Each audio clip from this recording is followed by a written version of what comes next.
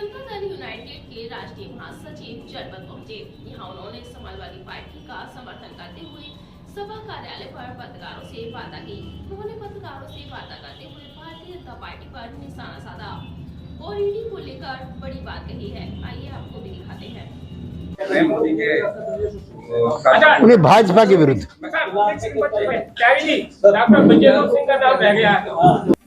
और सभी opposition party के नेताओं से एक निश्चित कार्यक्रम के तहत खाली मोदी हटाओ नहीं, मोदी को क्यों हटाओ या बीजेपी को क्यों हराओ, इसको लेकर के कार्यक्रम बनाएंगे।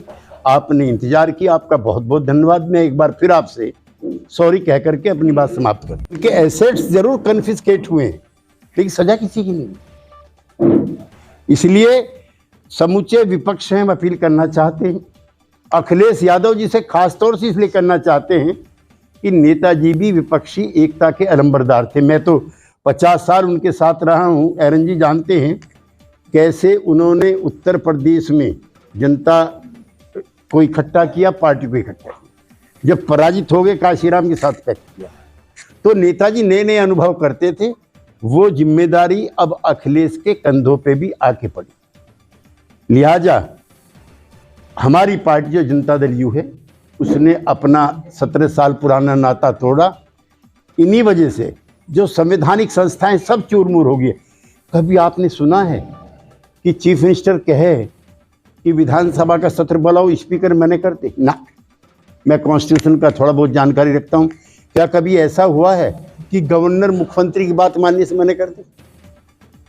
एक उदाहरण मुझे आप बताइए, क्या ऐसा दल बदल कभी हुआ है?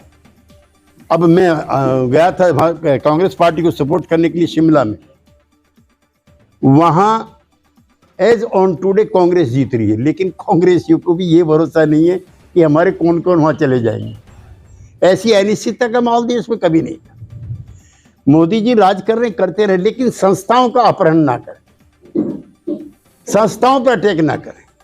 ये हमारे पुरखों ने आज़ादी की लड़ाई में उसके बाद, और इसमें सभी थे। आपकी जानकारी के लिए श्यामा प्रसाद मुखर्जी भी थे इसमें। 1947 में जो पहला मंत्रिमंडल बना है, उसमें हिंदू महासभा के नेता के रूप में श्यामा प्रसाद मुखर्जी थे। कांग्रेस पार्टी को और जवाहरलाल को, गांधी को देने वाले बाबा साहब भीमराव अम्बेडकर थे। तो क्या अब ऐसा नहीं हो सकता कि विचारों की भिन्नता के लोग एक साथ मिलकर राष्ट्र निर्माण के लिए काम करें? या वही लोग राष्ट्र निर्माण वाले हैं जो शासक दल के साथ हैं, या जो आपसे असहमति रखते हैं वो अराष्ट्रीय हो गए हैं? ऐसा कभी नहीं था। जवाहरलाल जी थे, उनसे हमारे नेताओं के मतभेद थे। इंदिरा जी के हम कई 2-2.5 साल तो हमें, हमारे जैसा छोटा वर्कर जेल में रहा, लेकिन हमने कभी ऐसा नहीं देखा। लिहाजा वक्त का तकाजा है, वक्त की मांग है कि जो Nitish formula of opposition unity है, जिसकी बुनियाद रखी गई है मैनपुरी में, उसको आगे बढ़ाने की आवश्यकता है। इन चुनाव के बाद, ये भी और इन दोनों राज्यों के चुनाव के बाद, हम इस मुहिम को और तेज करेंगे। और सभी अपोजिशन पार्टी लिए बगैर भी हिंदुस्तान के एक बड़े हिस्से में कोई एकता नहीं हो सकती। हमें जरूरत केसीआर की भी है, ममता जी की भी है। और जो चुनौतियां हैं वो इतनी बड़ी हैं, उसको अंडर एस्टिमेट अब किसी राजनीतिक दल को नहीं करना चाहिए। ये सारे राजनीतिक दलों के वैचारिक भी और ऑर्गेनाइजेशनल भी चैलेंज का दौर है। ये जनसंघ नहीं है जिसके साथ हम काम करते थे और 8-8 आने पैसे मांग की पार्टी फिरती थी ना, ये वो नहीं है। दीवारों पे लिखने के लिए रोगन के पैसे नहीं थे, वो बीजेपी नहीं है। ये मोदी की बीजेपी, जिसके पास अथाह संपत्ति है, जिसके पास अथाह साधन है, जिसके पास बेशुमार कार्यकर्ता हैं, और जिसके पास बहुत पॉइजनस वैचारिक प्रतिबद्धता है। हम उस एडी से एग्री करते हैं। लिहाजा मैनपुरी की जीत हमारे लिए बहुत जरूरी भी है और बहुत मायने वाली भी है। नेताजी की शोक के दौरान प्रधानमंत्री से लेकर के ऐसी श्रद्धांजलि देश में शायद किसी विपक्ष के नेता की हुई हो जैसी नेताजी की हुई थी। हम आशा कर रहे थे कि डिम्पल जी यहाँ से अनअपोज जीत करके जाएंगे, अब जो संवैधानिक, अब ये देखिए, ये तो आपकी समझ में आ जाएगा, बताने की जरूरत नहीं है।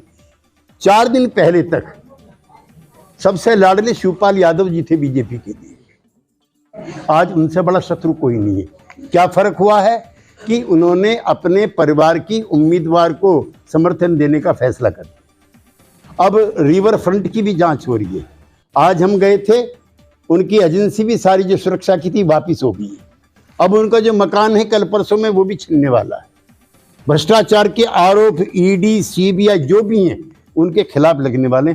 आजाद भारत में मैं तो इमरजेंसी में जेल गया हुआ आदमी, इंदिरा गांधी से भी बुरा हाल, उसका अच्छा नहीं था। हम भी 19 महीने हथकड़ी लगवा करके रहे, लेकिन इतने ईडी के केस तो पिछले 50 साल में नहीं हुए जितने 8 साल में हो गए। और आपकी जानकारी के लिए, मीडिया के मित्रों के लिए, आदमी की सजा नहीं।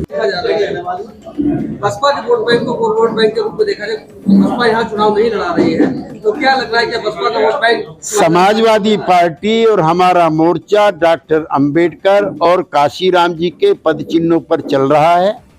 हम भी अंबेडकराइट हैं, हम भी काशीराम आइट हैं, और उन वर्गों के हितों के लिए, आर्थिक, सामाजिक और शैक्षणिक जो उनके हित हैं, उसके लिए हमारी प्रतिबद्धता किसी भी राजनेता और दल से कम नहीं। सर, अपोजिशन को एक करके कई बार प्रयास किया गया बीजेपी से लड़ने के लिए, हर बार विफल रहे। अपोजिशन एक नहीं हो पाता, हर बार मतभेद सामने निकल के आते। क्या लगता है इस बार प्रयास करके सफल हो पाएंगे? हम तो बीजेपी के साथ मिलकर कांग्रेस से लड़ने में भी असफल रहे थे। 67 में हम और जनसंघ साथ आए, खत्म हो गए, टूट गए। 77 में जनता पार्टी में जनसंघ और सोशलिस्ट साथ थे, नहीं हो पाए।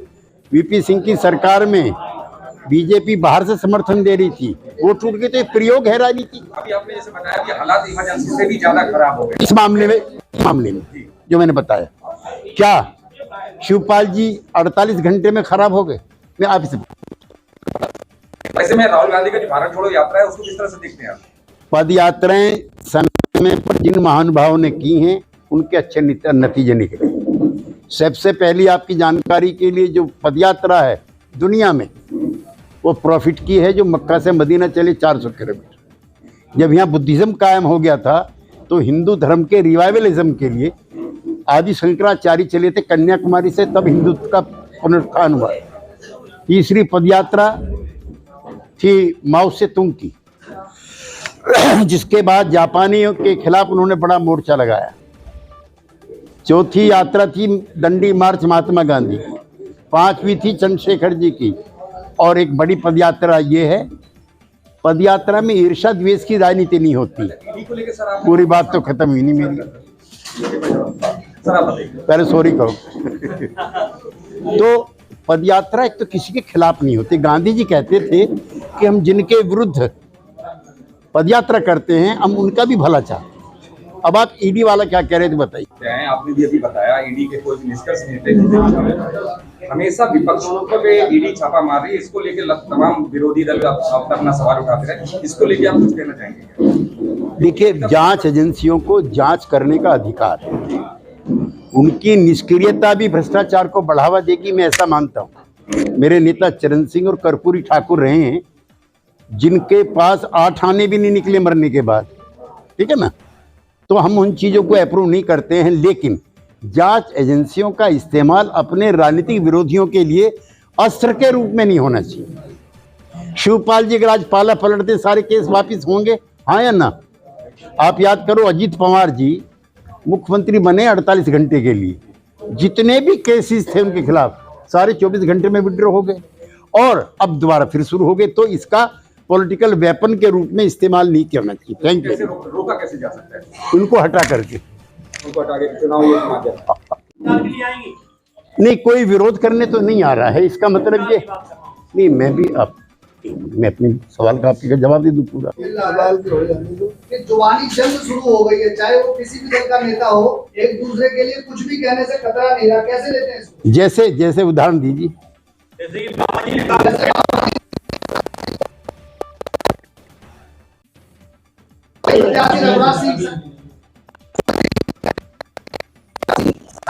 गाड़ी का पता, हम किसी भी प्रकार की किसी पार्टी के नेता की असंसदीय भाषा के समर्थक नहीं है। ये विचारों की भिन्नता की लड़ाई है, ये वैचारिक प्रतिबद्धताओं के विरुद्ध लड़ाई है। इसमें गाली गलौज कर अपमान का कोई स्थान नहीं। सर, आपका काफी पुराना राजनीतिक कार्यकाल रहा है, आप नेताजी के साथ लंबे समय तक देखा, अब अखिलेश को देख रहे हैं। शिवपाल ने आज बयान दिया है कि अब नेताजी की जगह अखिलेश को छोटे नेता करके संबोधन किया जाए, कैसे देखते हैं इसको? देखिए, ये समाजवादी पार्टी के नेताओं को तय करना है कि नेताजी का जो राजनीति में स्थान खाली हुआ उसको तो कोई नहीं भर सकता। मैं बहुत जिम्मेदारी साहब से कहना चाहता हूँ, वो बहुत बड़े थे, बहुत बड़े। अगर समाजवादी पार्टी तय करती है कि नेताजी की राजनीतिक विरासत, पैसे धेले नहीं, राजनीतिक विरासत अखिलेश यादव जी को मिलनी चाहिए, हमें वो स्वीकार है, हम उसका आदर करते हैं। शिवपाल सिंह जी ने अपने बयान में स्पष्ट रूप से ये कहा है कि जनता अखिलेश जी को छोटे नेताजी के रूप में देखती है। आप कैसे देखते हैं अखिलेश जी को? मैं भी अखिलेश जी को एक लायक पुत्र के रूप में, एक काबिल राजनेता के रूप में देखता हूँ। और जो उनका कार्यकाल रहा 5 साल का, जिसमें अभी मैं गुजरूंगा आपके एक्सप्रेस हाईवे से, ये भी एक उदाहरण है। और उन्होंने ईर्ष्या, विद्वेष, जलन की राजनीति को बढ़ावा नहीं दिया जो आज है। उन्होंने भाजपा के किसी नेता के हाथ में हथकड़ी नहीं लगवाई। उन्होंने नेता प्रतिपक्ष जो थे उनके यहाँ रेड नहीं डलवाई। लिहाजा I find him a very cultured, civilised and articulate political leader. जिस दिन भारतीय जनता पार्टी से संबंध विच्छेद किए थे और ग्रांड अलायंस के वो पार्टनर बने थे, उस दिन ही उन्होंने घोषणा की थी कि अब मैं विपक्षी एकता के प्रयास करूं। उसी के तहत हमारी पहली पंचायत लगी थी हरियाणा में, चौधरी देवीलाल जी के जन्मदिन को लेकर, जिसमें प्रकाश सिंह बादल, नीतीश कुमार जी, फारूक अब्दुल्ला समेत जो है आधा दर्जन राष्ट्रीय पार्टियों के नेता थे।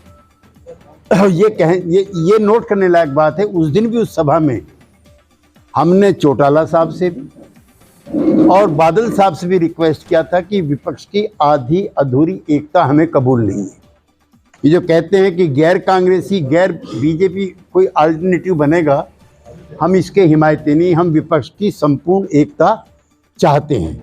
नीतीश कुमार जी ने भी, जनता दलियों ने भी और हमने भी, जब मैनपुरी के चुनाव की घोषणा हुई, हमने सभी विपक्षी दलों से, इंक्लूडिंग बीजेपी, क्योंकि महाराष्ट्र में इस तरह का भी 15 दिन पहले हुआ था, जब शिंदे गुट ने अपना उम्मीदवार वापस ले लिया ठाकरे गुट के सामने।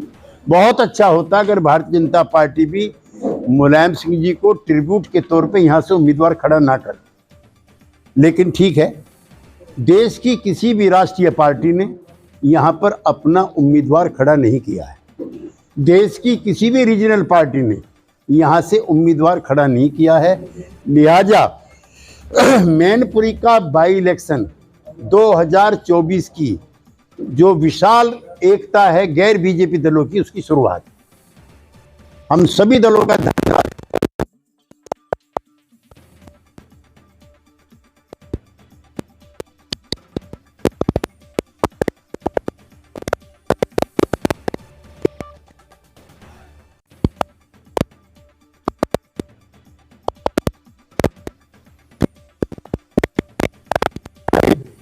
कांग्रेस पार्टी के बगैर भी विपक्ष की कोई सार्थक एकता नहीं होती।